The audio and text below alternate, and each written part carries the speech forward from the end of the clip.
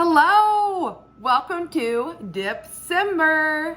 My name is Angela and I'm the host of this collaboration. And today is my first video in a series of 4 different dry dip mixes that you can use for gifting or just for tasting.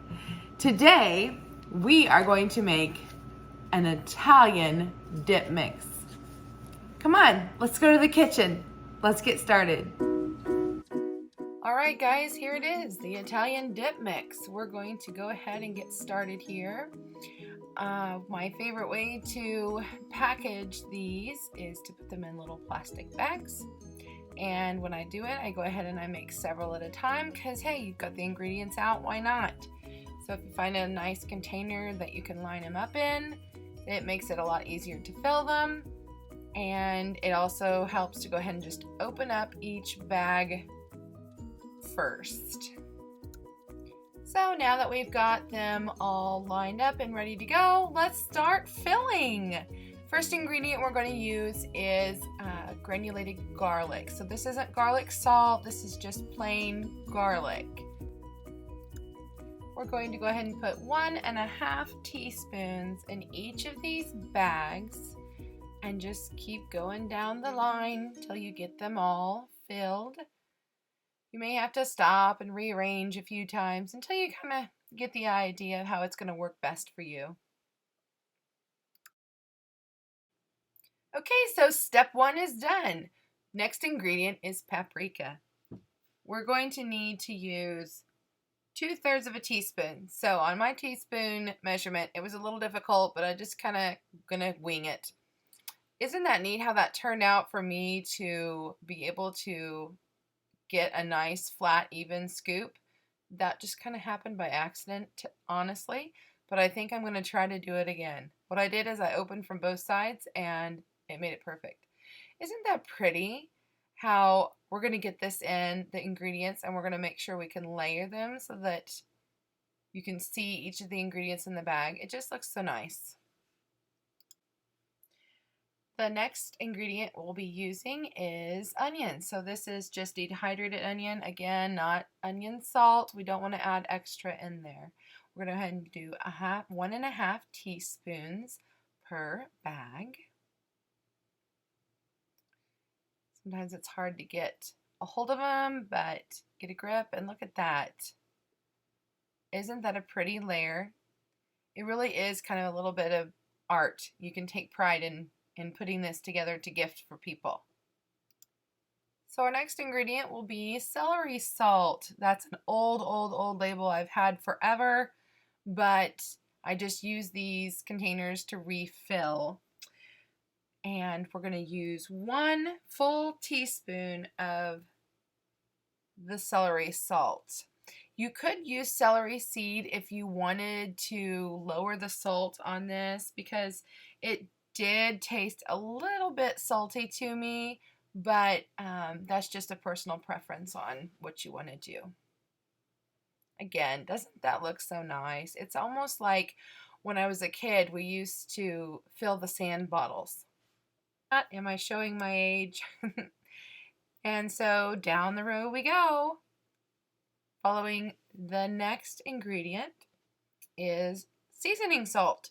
So this is another place that you could cut back on salt if that's something you have concern of. They do have like a no salt seasoning salt out there, and you could absolutely use that too. We need to use 1/2 teaspoon for this recipe.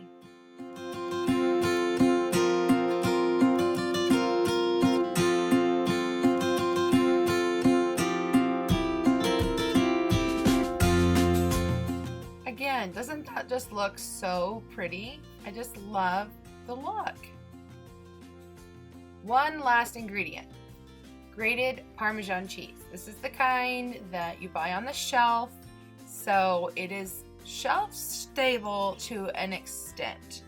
This is an option that you can choose to add in your 2 tablespoons of cheese if you will be gifting it or using it right away.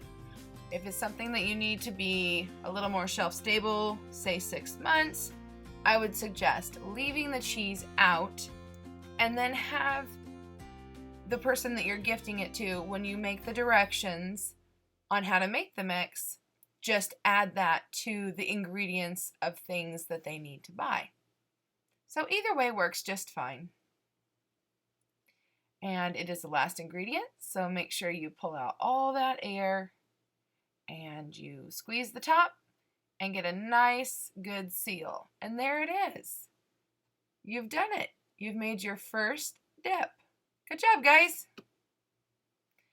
If you can squeeze it in back behind, that's great, but usually they're so full that you have to find another container to put them in or just lay them against the counter.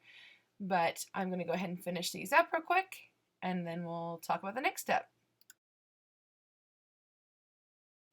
Okay, so I took just a minute to kind of tidy up the kitchen and clean up the mess I made from filling the little bags, which of course, it's my kitchen. I'm going to make messes.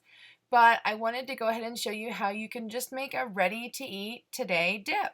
I just took all of those ingredients and I put them in a bowl, and I'm going to go ahead and add some sour cream. You want to go ahead and put in 1 full cup of sour cream. Plop! There it goes. All right, I have to admit that even though I said a cup of sour cream, I went ahead and accidentally used this measurement and it gave me a half a cup, but I went back in later, I fixed it, don't worry. You want to make sure you stir this in really, really well. Get everything so it's nice and blended and incorporated. And then you're going to want to place it in the refrigerator for about 2 hours at least. I mean, overnight is totally fine. You could let it, this is something you could definitely make ahead, even a day or two in advance. It will keep well. So yeah, just get it nice and stir it up.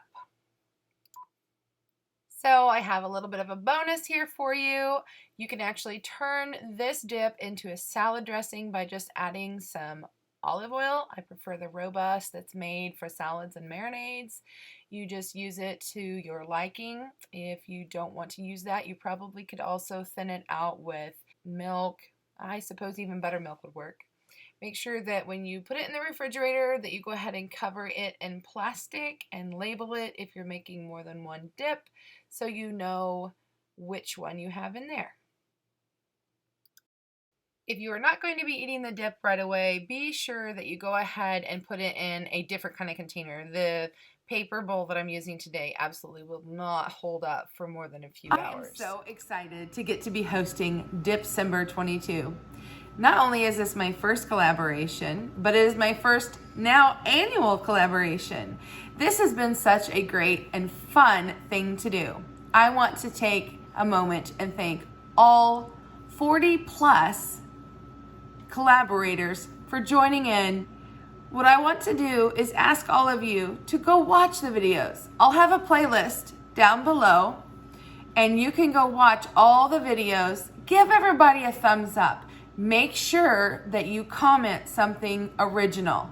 No copy and paste. YouTube won't include you if you do that. And that will get you into a drawing that I'll be hosting on January 1st, 4 p.m. Central Standard Time, where you could win a variety of different prizes. All you have to do is go in, like, subscribe, and leave a message.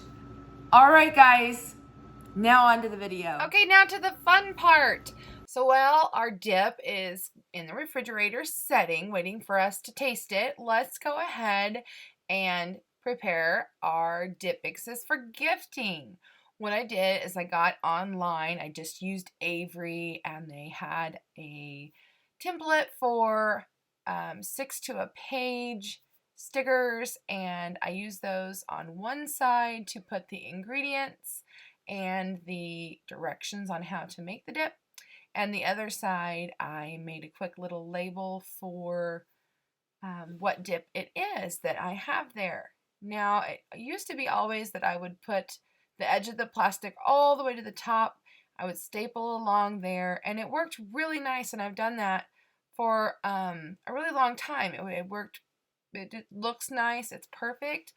But this year, I decided I wanted to move it down, I don't know, maybe a half an inch or so. And you can actually see some more of that dip that we worked so hard to make look pretty. And I can staple it between the words, making sure that it's on there good. You could put 2 staples if you wanted, but I opted for just the one this time.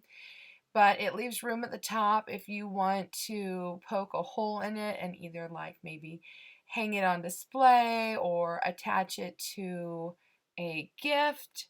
You know, maybe you want to gift someone a kitchen themed something and you want to wrap it and then tie that on the top of it. These also work really good to just slide in a card. It's super quick, super easy, super simple. Okay, so now you're wondering, but what does it taste like? Okay, here we have the Italian dip. I'm going to take a little bit of it. I'm going to put it on this cracked pepper and olive oil cracker. I thought that sounded good. Now, if I remember right, this is a bit of a salty dip.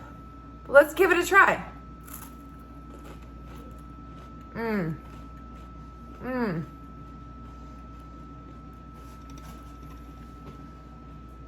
You know, if you wanted to go ahead and serve this on a cracker like this, even though I know I just said it was salty, so don't use like a green or a Kalamata, but a black olive on there, or maybe some sun-dried tomato. Ooh. That would make a delicious appetizer. Guys, give it a try. Let me know what you think.